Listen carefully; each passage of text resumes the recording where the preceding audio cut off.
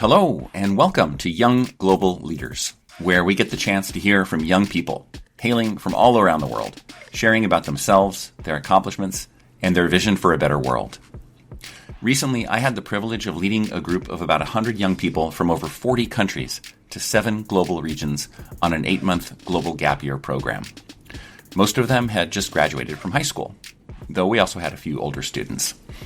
During our 8+ months together, the students formed a deeply loving and supportive community. Anyone could see that they had built something unique and inspiring. Through my eyes as a teacher, coach, and global leadership consultant, what I saw was unlike anything I'd seen before. When the program ended, I desperately wanted to keep in touch with these students and to share their example with the world. So I started the Young Global Leaders podcast. Today we hear from Zeynep Özcan. Zeynep Özcan, thank you for joining us today. Thank you, Jason, for inviting me. Yes, of course. Can you start by telling us where you're joining us from today? Today I'm at home, a city called Bursa in Turkey. Where in Turkey is Borsan, you said? Yeah, Bursa. If you know Turkey's geography, I'm by the Asian side, right across the European side. So if I could describe it, I would say right across Istanbul. So I'm on the continent of Asia, but relatively closer to Europe. And you're at home now because you're on holiday from your first year in college, right? Yes, exactly. For a month. I'm home for Christmas break. Excellent. Well, let's get right into it. And I'll ask you the same first question that I ask everybody, which is, what makes you you? When I was thinking about the answer, I was like, should I answer from my perspective? And I thought that what people say about me would be more accurate, I guess. So, and I wanted to use the 2 words that they always describe me as. And one of them is sunshine. The second one is resilient, which I would say are quite opposites. But the fact that those are the 2 most common ones made me think, okay, people know that things happen in my life and I try to deal with them in the best way possible. And in the end, if I can still be a sunshine to them, a happy person who they're happy to talk to, and I don't reflect it on them while I do my own struggle by myself or like asking for help, I think that's a very good way to describe someone. And I'm really proud that people see that I work hard, but at the same time, I try to be there for them and for myself. So I guess what makes me me is being hardworking, but still being out there, being happy, trying to make the most out of my time. That all computes for me, knowing what I know about you and having had the experiences with you that I've had. And the resilience piece in particular, I mean, really the whole thing, right? But I'm also just thinking about challenges that you faced in our program from the early days. I know there were some visa issues and you had to be apart from the program for a little while and then rejoin the program. And I just recall being really, really impressed with how you handled all of that. That was, potentially something that could have, and I know that it did cause stress for you. But once we were all together again in Region 2 in Sao Paulo, it felt like nothing had happened. It was just like, oh, okay, good. She's back. She's back. We're all back together, and it's great.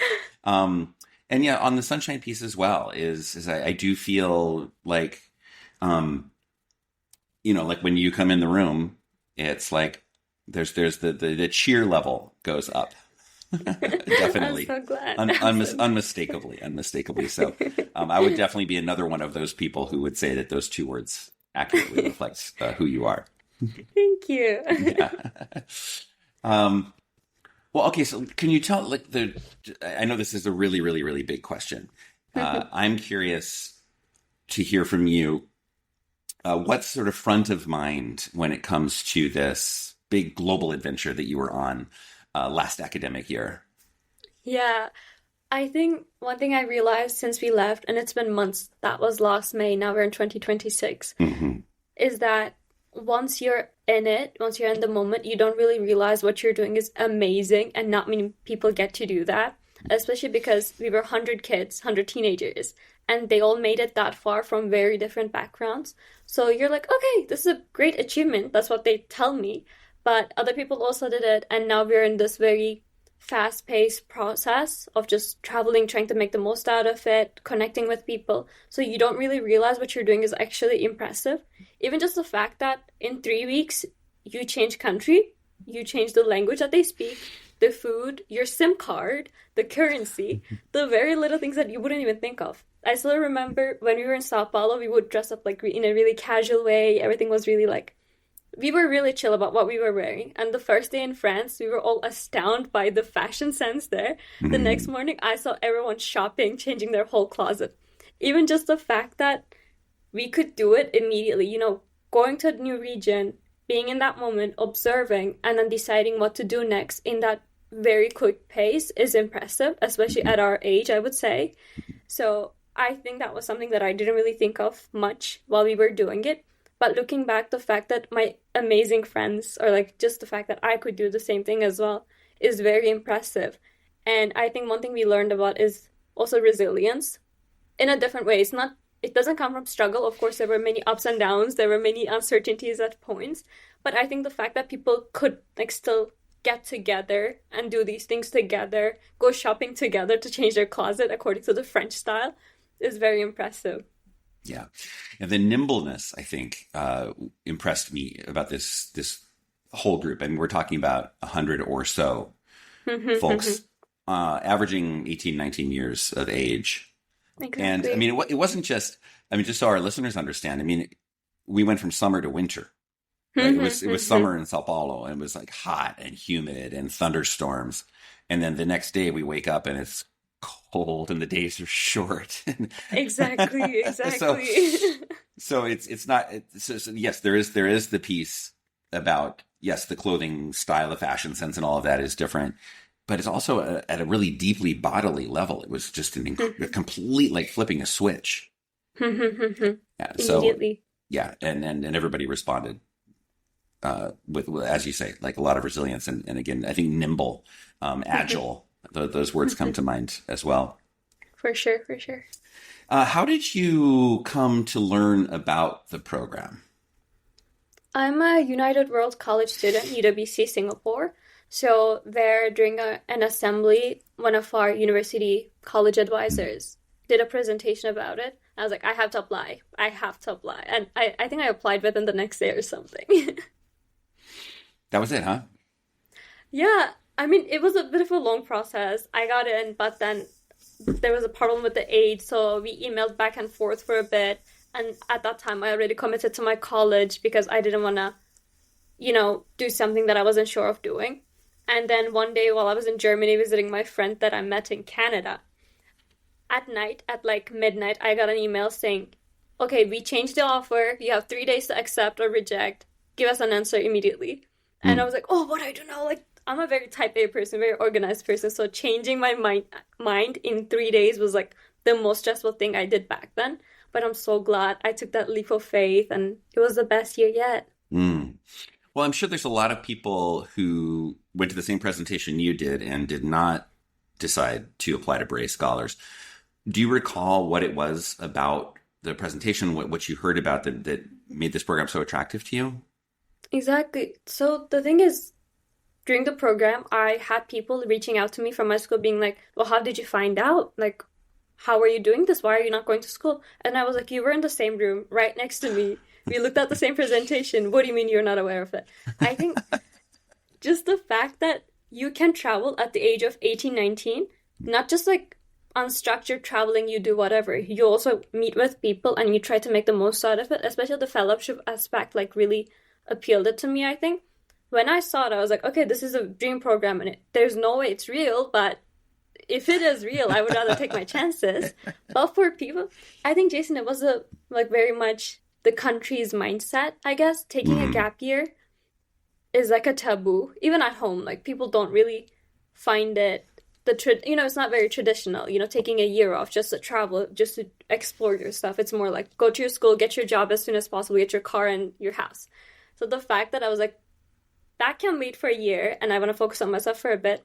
Whereas in Singapore, it was more like, okay, you better go to college right now and do all of these. So I think people didn't even think about the idea of any gap year in any way.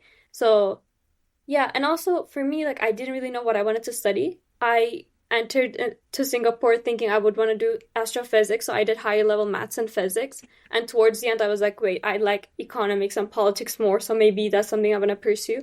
So I think having that not knowing what I wanted to pursue. I was like, okay, gap year would be great, especially if I can hear what I don't want to do and what I want to do, or like what are the other opportunities that I can follow. I was like, I think this is a perfect opportunity for me to try and see if this is a path that I want to commit to, or I want to go back to my old ideas. So yeah, I think maybe the people in the room were more sure about what they wanted to do with their lives. So. Did you have to push through any resistance on the part of anybody, like, I don't know, parents or relatives or, anybody that thought, hey, well, you're wasting a year? I mean, whatever. Like, did you have to overcome any resistance throughout the process of joining Bray Scholars? For me, again, I'm Turkish, by the way, for the listeners. So especially being a girl, Muslim girl, my dad is from the East. I faced resilience my whole life, even when I wanted to study abroad to begin with. My first study abroad was Canada, or like just the fact that I wanted to do STEM and I was academically rigorous and I wanted to be in front of everyone achieving all that. I always faced resilience. People were like, you're a girl, sit back down. So I learned that it's better for me to grow in silence, achieve things, and then later explain it to people who I care about. So even when I was applying to UWC, I didn't tell my parents until I got in. So with Buri, I didn't tell anyone that I was applying. I just wanted to do it for myself. I was like, if it works out, then I can deal with the consequences. And at first, my mom was like, yeah, already have your college. Like, I think it would be better if you took that path. But my dad was like, when are you ever going to be this age traveling? So after convincing my mom, they were only like supportive after that point. But there was initial friction with my parents in the beginning. Yeah. Yeah. I guess, you were already fairly self-selected by being at UWC, right? Which is already very much a non-standard kind of a thing to do. Yeah, right? Yeah. So I guess on some level, your parents were probably already used to you wanting a different kind of a path for yourself. Yeah, exactly. Yeah.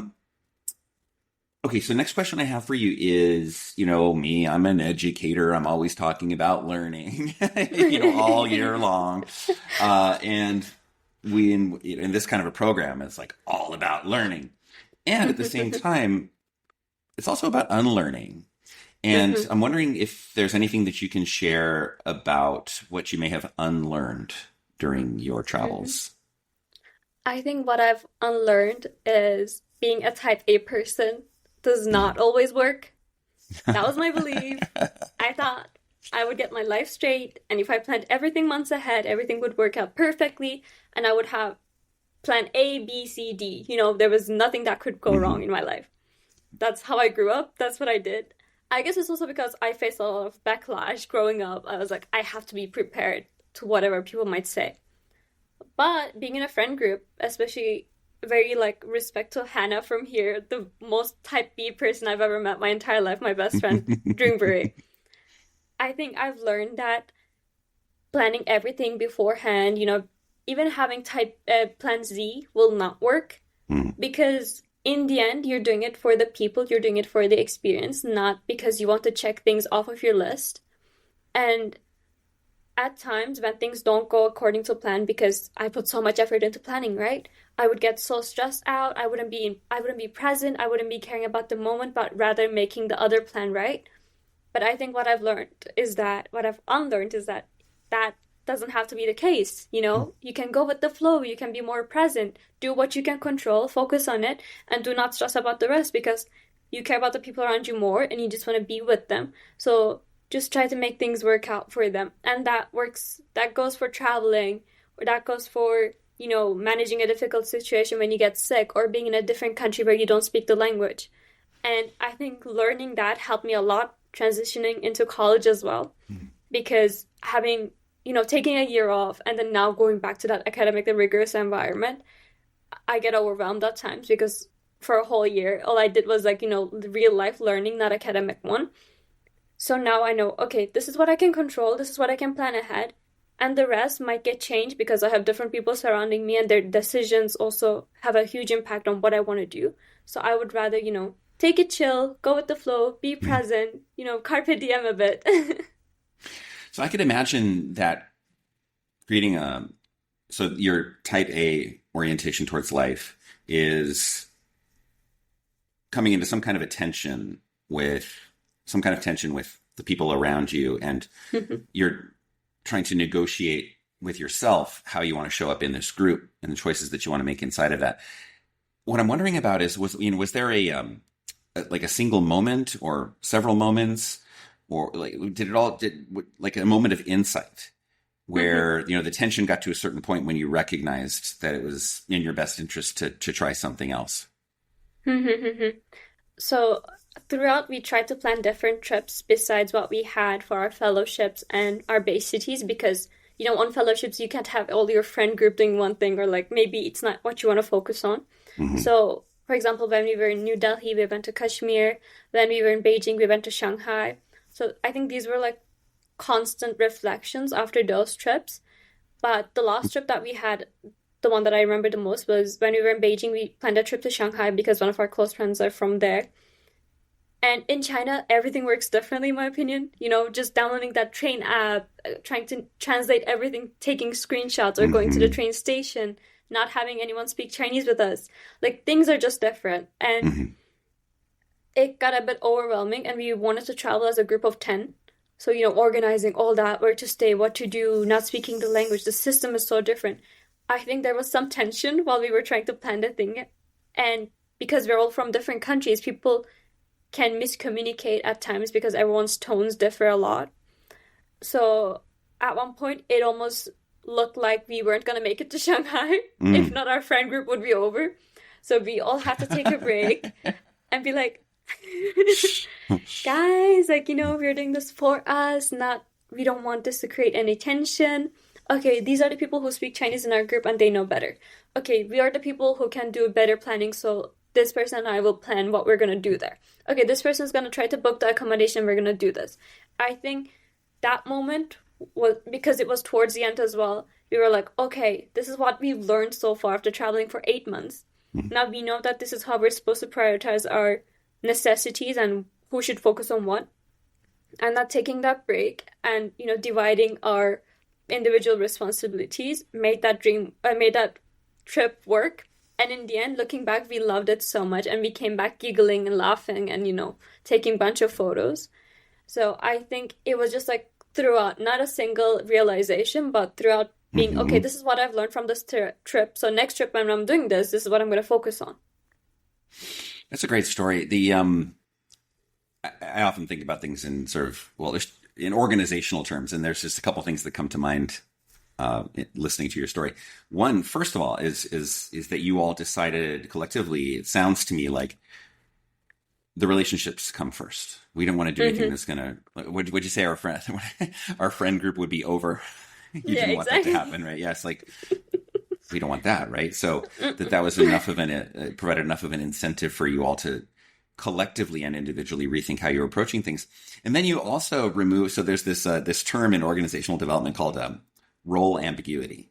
And it's a notorious source of stress. It's like, if I don't know what I'm supposed to be doing and also not supposed to be doing, it's like, how do I know what to do? And essentially what you all sort of took this organizational approach of eliminating or at least minimizing role ambiguity. You divided up your roles, found a process that worked, and wow, voila, things got better. Exactly. So very, very, very innovative approach. That's a great story. Thank you for sharing that. Sorry for this super nerdy analysis of your process there. I love that. Jason, my mom's a teacher, so having these kind of terminology always makes me so happy. Analyze my stories, please. I love it. Okay, good. Thank you. So as you've been, you just shared a story about how you've grown, and I don't know, there must be lots of ways in which you've grown. So I'm wondering if there are other ways that you've had the chance to reflect on since the program ended. What is it now? 7.5 months ago. What other ways? What other ways have you seen that you grew throughout the year? I think I don't really reflect on, or I didn't used to really, take time to reflect on the things that I've learned. It was more like, okay, I'm grateful. I hope like there's more to come. Always wishing for the best, praying for the best, But having a very like tight schedule, moving from place to place, doing very like going to Singapore for 2 years, I wouldn't get 5 minutes to myself to think. So I didn't really do that. But after Buri ended, I did a trip with Fatma, Sylvie, Lindsay, and like a bunch of people to Japan. And we were together for 8 days, and for the last 2 days, I was only with Fatma. And for the people who don't know, I care so much about her. She's one of the kindest souls you can ever meet. She's so thoughtful. And she's a person who carries her journal everywhere, so she will reflect throughout her day. Like, whereas there's me who haven't reflected for 19 years of her life, you know? So having that person next to me for 2 days, she did something to me. I don't know what she did. I became more emotional. I became more reflective. She rubbed something off onto me. So since then, I took a lot of time to reflect and think about what we've accomplished, what I've accomplished. And I think the best word to describe is a Turkish verb. I know you like languages, Jason. Yes. There's a verb called yontulmak, and it means to have one's rough edges worn down, becoming more refined over time. I don't think there's an English like translation that directly like tells the whole story. And we normally use this for like, for example, you're trying to make a wooden spoon, right? You need to take your time, you know, be very cautious with it, to be very careful. And in the end, that spoon is shiny and like it's purposeful, it's useful, it looks good. So I think that's what I've done throughout the year. I got yontulmak. And that means that through ups and downs, you know, I got horribly sick in Brazil, but the next night I was at Bruno Mars's concert, you know, not being able to talk, but I was there singing my lungs out. Or I got into a relationship which lasted a bit short, but you know, that also taught me what I want to value in my personal life. I met with friends who I thought would become best friends in the beginning, but in the end we didn't even hug each other. And then I met with people who I didn't think we would get along with, but they became my best friends in the end. So I think throughout Bari there were a lot of ups and downs. And what I tried to do when I came back was I tried to look at my perspective, look at what I've done as a third person. I was like, okay, this is this kind of a person. This is how I approached them. This is what I said. And the fact that we were from 40 different nationalities and different cultures, like, you really need to be very careful about how you approach people. You know, I think with Americans, it's a bit more straightforward. That's what I've been trying to do in the US as well, you know, trying to get better at, you know, saying what I need to do, what I need to get done. Whereas, well, I was in Singapore, it was more like, hey, like, do you mind if you do this, da da da da da? You know, you go around a lot and you try to, you know, make your way to the topic. So I think looking back at, okay, this person was from this country, this is who they are as a person, introvert, extrovert, this is how they approach other people. They're nice, they're relatively, you know, not very nice. And then this was the conversation that we had, and this was the outcome that we come out from. I was like, okay, this is what you did right. This is what you could have done better. Maybe next time focus on that. But also one thing I realized throughout was that I made amazing friendships, amazing people who took care of me. I think Beret family overall was we had a great cohort. Even when I got sick, I got cured with a Japanese cough drop, Kenyan flu medicine, and a Moroccan tea mix something to heal my throat. You know?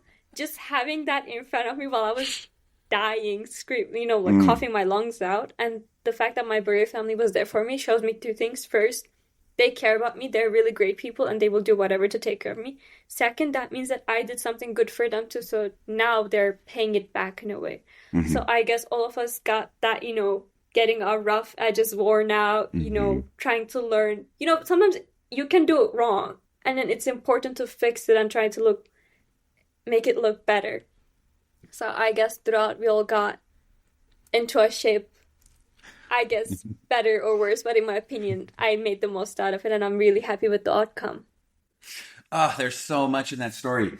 I mean, the first thing that comes to mind is, I guess it's part metaphorical and also actually quite literal. These three remedies from these three different cultures. You know, we often talk about how important it is to have a broad diversity of approaches to problem solving. And, well, that's a pretty concrete example, right? It's like you had these three different options from three different traditions, and each of them and all of them contributed to your healing. Yeah, so that by itself, just even that one little piece is such a beautiful story. I'm also just noticing how open you are about just trying stuff and seeing what works. There's in the world of like innovation, people talk about human-centered design, and there's all these fancy courses that you can go through. I lead some of these courses too. And it's just, there's structures and processes that you go through. And it's just, what I'm picking up on is this just kind of who you are. It's like woven into your existence is, hey, I'll try this. See what I can learn. Maybe it works great. Do the same thing. Keep trying it. If not, then see what you can tweak to make things work a little bit better. Look, there was another thing that you said that was sticking with me as well, and I'm having a hard time remembering what it is. So maybe I'll think about it later. Maybe I won't. But that's a beautiful story, and I love the image of all of you wearing down each other's rough edges. Right? Yeah. But it also speaks to the deep and profound love that all of you have for one another. That was just such a thing to observe and to feel. The deep and genuine care that, the ways that you all cared for one another, especially in your times of most dire need. And so imagining you, coughing, sick, and all of these different members of the cohort coming to you and sharing their remedies with you and caring for you. And they did that because you had also been doing like caring for them as well. I guess it also, sorry? No, go ahead. No, please go ahead. I guess the reason why I give like the desperate times example is because it's closer to heart, and it's more heartwarming, the fact that when I needed them the most, they were there for me. But also just the fact that we could share a meal, just the fact that we could share those beautiful moments. Everyone did a bunch of projects where they included each other, the videos that we watched during graduation. It just shows that we could, as a cohort, coexist together really well. And all of us mingled with one another. I don't think any person did not talk to each other at a point, We all had some kind of a personal connection with each other. And I think that was what was really that was the most beautiful thing I could experience as an 18-year-old as well. Yeah. Well said. And also amazing for me to witness as well, especially amongst such I don't know. I don't want to get into like whether it's more amazing or less amazing that it was a young group of people, because, young folks can also tend to be more open to new experiences, et cetera, et cetera, et cetera. Regardless, it was incredible to witness how you all cared for one another. I have truly never seen anything like it before. And I just remembered the other thing that I forgot a second ago as well. So this is another nerdy thing, as intercultural consultant person. I love your example about communication style and how you've adapted your communication style in culturally appropriate ways. Noticing how Singapore sounds like there was maybe more indirect communication style where people wouldn't necessarily come right out and say whatever it is that they're thinking, and your willingness and ability to adapt to that kind of a situation. And then now the United States, which tends to be a little bit more direct communicating, adapting your style there as well. There's a lot there too. And later, is that my next question? No, but later on, I'll be asking you questions specifically about cultural adaptation. So we'll come back to that topic. Okay. The next question I have for you is, so what do you recall about the re-entry process after the program? And the reason that I'm asking you this question is, and I think in one of our last entire cohort sessions, we talked about this a little bit, but it's a classic problem when really anybody, but especially young people, return from some kind of a transformative experience where, you've changed and maybe the folks in your life haven't changed as much, or it can be hard to relate to folks. And these challenges can sometimes be significant. And I'm just really curious what that process was like for you. I think because the last 4 years of my life, now it's going to be 4, it's very soon, I was away from home for 4 or 5 months. I would only come back for a month or two. And then my parents would see this huge change in me. I think they got used to how to adjust, and I got used to how to adjust back, because the fact that they still think of me as their little baby, you know, who can't do anything. I mean, you can relate. You have two daughters. Yes. Sometimes there are a lot of clashes, you know, because I'm like, okay, I'm independent. I can do this and that. I can wear whatever. I can go out whenever. But then to them, they're like, okay, you're still our daughter. You're back home. And in our eyes, you're still 5 years old. So you need to, you know, we need to communicate some stuff here. So I guess in the beginning, it was really difficult. And at times it would get overwhelming, especially, you know, normally when you're an individual, like you're alone at times and you hang out with friends. But then now you're back and you're with 3 other people in my household.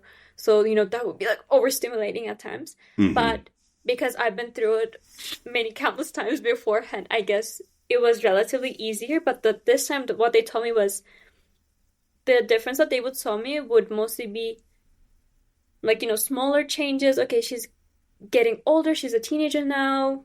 Now she knows how to navigate some stuff. But this time I got back, they were like, okay, she went through life by herself. Now she knows some skills, you know.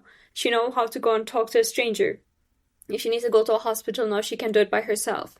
She can pack her suitcase all by herself in 2 minutes because that's what she used to do during her gap year.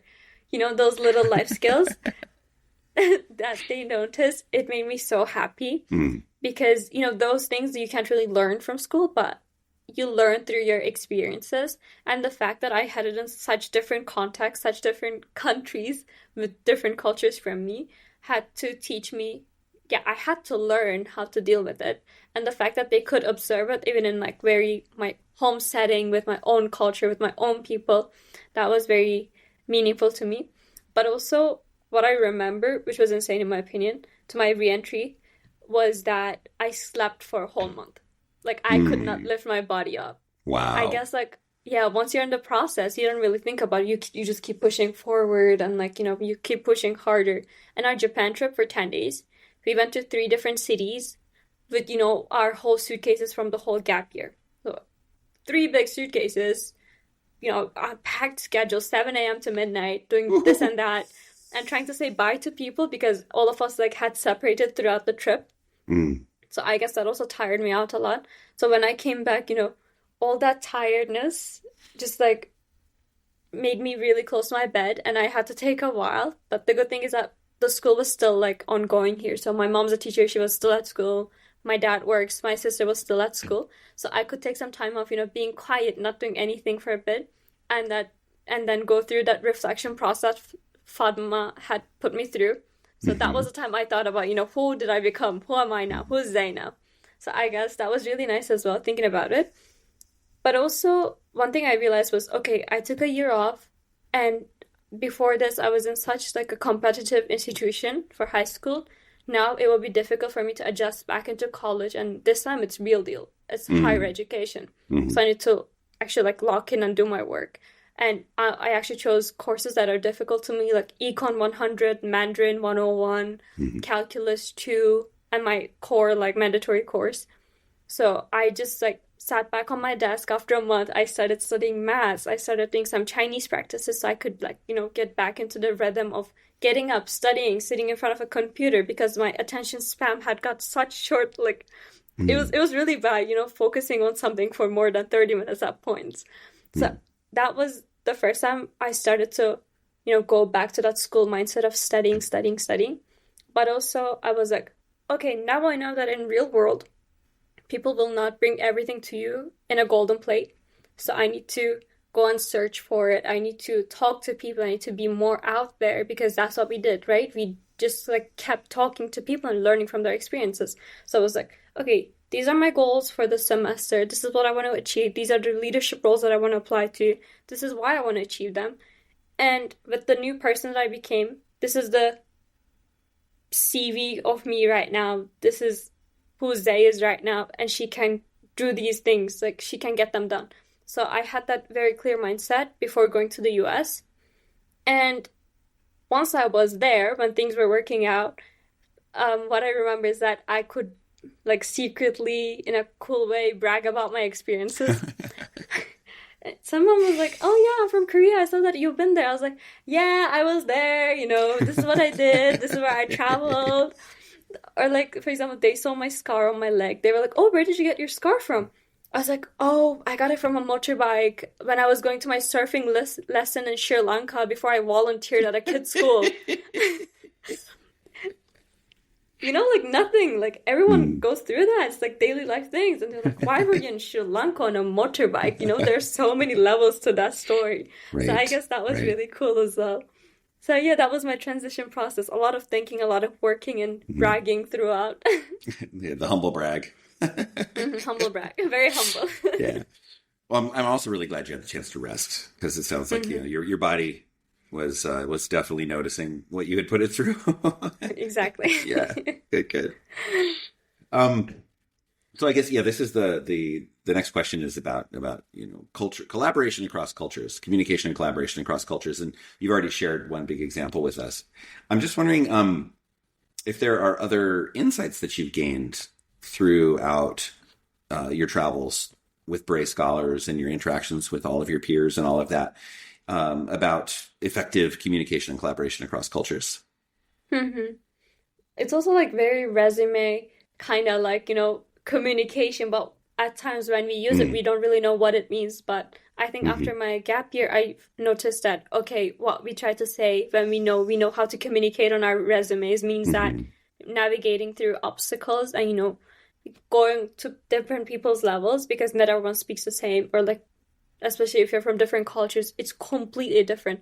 And Jason, when I tell you, in the US, most of the times I want to cry my eyes out because people are so straightforward to me here. mm But then I also came to realize that that's how it works here. When I'm not straightforward, people don't understand me either. So, hmm it's not a one-sided arrow, it's double-sided. So I'm trying to get better at it as well. And I'm like, I hmm know how to communicate. I did it before. hmm And I think like with the traveling story that I told you before, or like not knowing how to talk to different people, there were like a couple of things that I thought of. First is that I think I've learned that I need to become aware that we all communicate very differently. hmm The way you speak is very different to the way that I speak, The way you're gonna phrase your sentences is completely different. Also, there's the language barrier with some people. It's some of ours like fourth language and not all of us are very good at expressing ourselves, and sometimes it gets difficult and we always say it's not my mother tongue, that's not what I'm trying to say, you got me wrong. So I think I had to become more aware of that we all have different modes of communication. The way we communicate is completely different. I think the second thing I thought of was the fact that it is inevitable that there'll be miscommunications. Like there must be, even with people from my own country, own culture, same language, there are always some kind of miscommunications. My body language, you might understand it differently. If I raise my eyebrow, maybe it means something wrong in your country, but it means something nice in my country. So it is very much inevitable that there will be some miscommunications. And third, I also told Drew in our like friendship story is that you need to realize that the person you're talking to is someone you deeply care about and you don't want to offend them or you don't want to assume the worst of them. Right. Maybe they said something and you got offended by it, but probably that was not their intention. hmm Or maybe you said something and you didn't even realize, but they're heartbroken by it. So you would want to communicate it and you'd be like, hey, what's wrong? Like, did I offend you? Did I say something wrong? So I think that constant idea of, okay, like, there's a person in front of me. There are many barriers in front of us, and we're still trying to make this thing work. So it's very important that we put ourselves first. We put each other first rather than focusing on the negatives of it. And one advice that I would give to anyone going through this is that at times it would get so overwhelming because at the same time, like we have roommates, right? So you never really hmm get alone time, especially if you're in a foreign country that you cannot make friends just by like passing by someone. So sometimes you need to stick together as well if you're going out, you don't want to be alone. So you're always surrounded by someone. So what I would do was like if I was in a safe environment, I would take some time off to be by myself, listen to some Turkish songs, not talk to anyone for a bit, calm myself down, think to myself, okay, like this person, they're not trying to hurt me actively. There's just some miscommunications between us, and it's important that I cool myself down before I say anything wrong. So I guess taking that some time off to reflect and to cool down is also very important. Mm. Again, so much in there. I think that last piece is so often overlooked in human interactions, interpersonal, intercultural, all of the above, because we get triggered by difference, and including cultural difference, communication style, all of that. And, the sort of default human norm is whatever that feeling is we have when we've been triggered. It's like we feel we've been wronged or whatever it is. We're going to assume the worst, and we'll act on it too. And that piece about creating space for yourself to calm yourself down, get yourself back to some form of homeostasis, right? Calming the threat response in the brain so that you can engage your brain's higher functions. Yeah. That's really powerful stuff. I mean, that's because that's the thing, it's like, we can talk about the wonderful Bray Scholars cohort and all of the love, but that doesn't just happen, right? That's something that you all had to create and recreate every single day. Exactly. Especially with roommates. We did the roommate agreement and all that, but like sometimes if you do stuff on paper, that doesn't necessarily happens in real life, right? Right. Sometimes you can, like, something that you never thought of might happen. So I remember talking, because we also had a bunch of roommates throughout regions, right? So that's also impressive, the fact that we could just like live with someone different every time. I remember being like, okay, this person and I are so good. We go on like little roommate dates. We're so chill, and then our sleeping schedule fits each other. We're clean, that this and that. But something that unexpected that I would have never thought of happened, for example. And then I'd be like, hey, like, this is what you did. I know that's not what you want to do, but it would be better if you could communicate and do this. And then everyone was quite reflective, especially towards the end. They realized that their actions had consequences on other people as well. So the fact that our cohort became aware of it was really impressive. Yeah. Great. Well, thank you for summarizing all that. Okay, well, I guess the next question I've got here is a future-focused question, which is what's next for you? Next for me is college. Of course, I'm back at that road. You know how I told you, okay, get your college degree, get a house, get a car. Yeah. I guess we're back on that path, but now more aware. I know that I don't need to rush things out. I know that there are more beauties to life. Traveling is always nice. Taking a break for a bit is always nice. Hearing a different language is perfect. But the reason I took a gap year was also because I didn't know what I wanted to study. Like I said before, I wanted to do astrophysics, but then I wasn't sure of it much. That's why I applied to liberal arts colleges. And then that's why I did beret. And throughout, I've heard a lot of stories about how people came to that point. Everyone started at point A, for example, being born, but everyone follows such a different path, and somehow they all ended up in these amazing places with very much different stories. And what I tried to do throughout the year was that, okay, this is not what I want to do, but that sounds very appealing, but at the same time, this is this opportunity that I'd never thought of. So let me try to do that instead. So being at my current institution is great. It's lovely, and I think I'm trying to make the most out of it. But because now I know what I want to do better, I think liberal arts is not the place for me, really. Like, people are taking their time to decide what to do, what to do, be in an institution where they can just try for 4 years and see how it goes. But again, being that type A person who also lived in Singapore for 2 years, I'm like, okay, now it's better for me to not lose any time. So I'm looking for opportunities to transfer. Currently, like, being at home, I'm trying to write my college essays, work on my SATs, and I think I want to be on the East Coast. I want to be closer to home because 11 hours of time difference is actually messing up with my life. I need to be closer to home as well. And I decided that while we were traveling, there's this always constant reflection in my mind. I'm like, okay, now this country is perfect to travel, but would I live here? No, not really. Okay, this country does this really well, but then this is also a bit sketchy. I wouldn't do that. Also, we did a lot of volunteering. I tried to do a lot of volunteering. So seeing that high class and, the other class, I was constantly reflecting, and all I could think of was Singapore was actually great.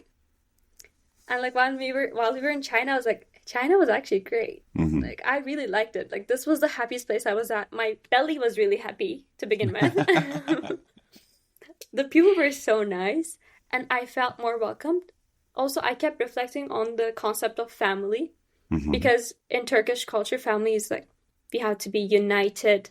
you have to spend some kind of time with family. You're always there for each other. Whereas in some cultures, it's more individualistic.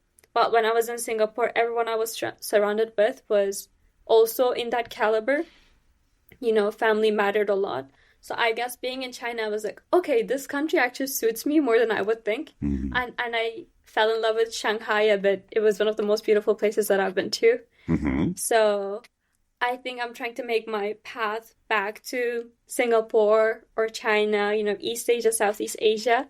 So with that hyper focus in my mind, with my love for econ and politics, Mm-hmm. I think I will apply to transfer for those majors. And I know that you did East Asian studies at Harvard. That sounds very appealing to me, if I'm to being honest. So yeah, I'm looking at different paths now. Wow. Okay. And they're hoping to start your sophomore year in a different institution? Yeah, that's the goal. That's the goal. Wow. Whew. Well, congratulations on having achieved that level of clarity. I mean, I could imagine if it were somebody else, just settling and being, feeling like, oh, I worked so hard. I spent so much time, energy to get myself to where I am. Mm-hmm. So I'll just stay here, but not you. I can't do that. Yeah. Well, I think that takes a lot of courage, and congratulations on having arrived at that decision. I hope that wherever you end up going, and it sounds like, I mean, if you end up in Singapore or China, you probably will continue with studying Mandarin. Is that right? Yeah, of course. Yeah, because as you know, I've got a personal stake. I have a personal stake in that. Yeah. Good. No, genuinely, like meeting you, looking back, I thought of a lot like, okay, we have a saying as well, like if a door closes in front of you, when you thought that door was like the most important, the only path for you, if it closed, that probably means that there are 40 other doors waiting for you on the other side. And I think because I didn't really want to go to my current university, I did beret because I wanted to take some time off the thing. And who did I meet? I met you. I met with Li Jing. I respect her so very much. I made amazing friends who supported me throughout. I'm like, okay, these people surely like taught me something at one point. Just the fact that having you as an example as well. Okay, maybe it's not a path that everyone follows, but there's someone who succeeded at it. He loves it. And maybe it's nice to, follow a similar path as well. So beret actually like also gave me a lot of insider information with people who had followed the same path. Great. And also open invitation. If you ever have questions about Chinese or want to talk about it, I can talk at you for hours about that. Thank you. Well, last question I've got for you is, that we live in a world that's full of suffering, and a lot of that suffering is caused by humans. And it can really, really easy to feel overwhelmed and discouraged and to lose hope. Have you got any words to encourage us about the future? Yeah. Being from the Middle East, again, being a girl as well, being a Muslim woman, we had to grow up in a survival mode. And you cannot always focus on the negative things because there's a lot bad things happening around us. Maybe not in my country at all times, but around my neighboring countries. Or I'm someone who grew up listening to a lot of history lessons, Throughout the history of humankind, there was always a problem. There's always been negative times. And I believe that what we're going through currently is one of the worst that we've ever been. Look at Ukraine and Russia, look at Israel and Palestine, look at Venezuela currently. There's so much happening. Even like Thailand and Cambodia. It's horrible. And every day when I read the news, it's just something worse is happening. But at the same time, I'm aware that if you keep focusing on the negatives of it, you will just be sad. You won't do anything about it, and you'll feel miserable in your own state. And that's not how it works, and that's not what you should be doing. I think looking at what's bad and wanting to take some action to change it is more important than looking at your phone and frowning the whole day. That's what I've been taught my whole life. That's what I've been trying to do. That's what I keep pushing forward to, go to different countries. It's not... I get so tired at times. I didn't see my sister grow up, but I know that as someone who's aware of what's happening around the world, I need to make something work. I need to bring some kind of peace. And if all of us say like, okay, my single individual action will not do anything, that, nothing's going to change. So I think people should be aware that your individual action can make a huge difference, and we are all responsible in what's happening right now. So please, instead of being sad and losing your hope, just be out there, read yourself, educate yourself, but also have the ambition and courage to be out there and change whatever you can change, because those people, those babies, those animals, they all need your help. So please, guys, keep fighting, be out there. Beautiful, uplifting, and empowering note to end on, Zay. Thank you. Yeah, of course.